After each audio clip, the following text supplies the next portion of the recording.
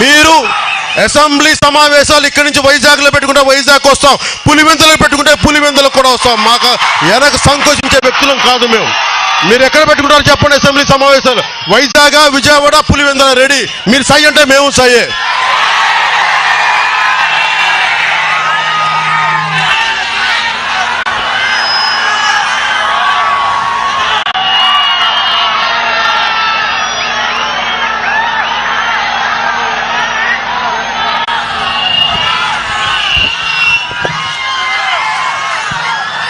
ఇప్పుడు తెలంగాణ ముఖ్యమంత్రి గారికి జగన్ రెడ్డి గారికి చక్కటి సత్సంబంధాలు ఉన్నాయి. అక్కడ తెలంగాణ ప్రభుత్వాన్ని స్ఫూర్తిగానే తీసుకొని అక్కడ ఇప్పటికీ 58 లక్షల రైతులకి దాదాపు 17,500 కోట్లు ఇచ్చారు. మరి ఇక్కడ మనకి 84 లక్షల మంది రైతులు పైసలకు, కానీ వాళ్ళు ఇచ్చింది 40 లక్షల మందికే. అది కూడా ఇప్పటికీ ఇలాంటి పరిస్థితులు ఇంకా అది కూడా ఇవ్వలేదు, ఈ రోజుకి విడుదల చేయలేదు. అందుకని మేము వచ్చాం. ఈ రోజున కలెక్టర్ గారికి ఇస్తాం, చాలా పద్ధతిగా మాట్లాడతాం. మీ అందరినీ ఒకటే కోరుకుంటా ఉన్నాను, దయచేసి మీరు సంసిద్ధంగా ఉండండి.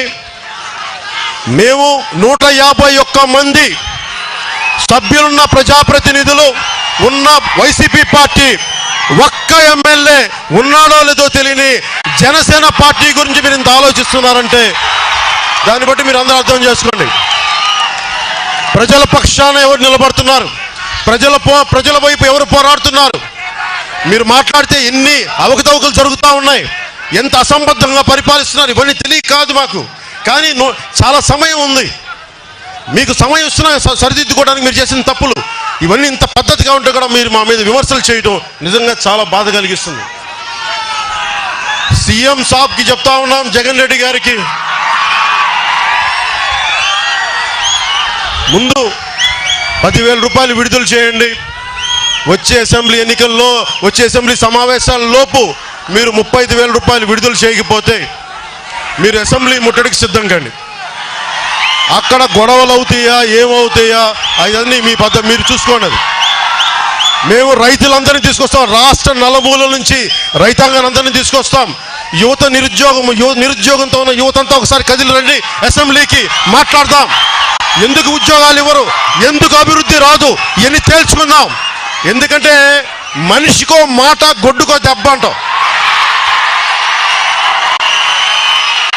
మంచిగా మర్యాదగా అయ్యా సీఎం గారు పెద్దలు బాబు గారు అంటే మాట అంటే ఏం చేస్తామా, అప్పుడు రోడ్ల మీదకి రావా, అసెంబ్లీలు ముట్టడి చేయవా, చేస్తాం, బలంగా చేస్తాం. అందుకని సంసిద్ధంగా ఉండండి. రైతులు కన్నీరు తుడుద్దాం. ఎందుకంటే మనకి రైతు అన్నం పెట్టే రైతు ఏడిస్తే అది మనకి క్షేమం కాదు మన ఎవరికి కూడా. అందుకని జనసేన రైతు కోసం ఉంది, రైతు కన్నీరు తుడుస్తుంది. ఈ 84 లక్షల మంది రైతులకి వారి కుటుంబాలకి మేము అండగా ఉంటామని తెలియజేసుకుంటూ సెలవు తీసుకుంటూ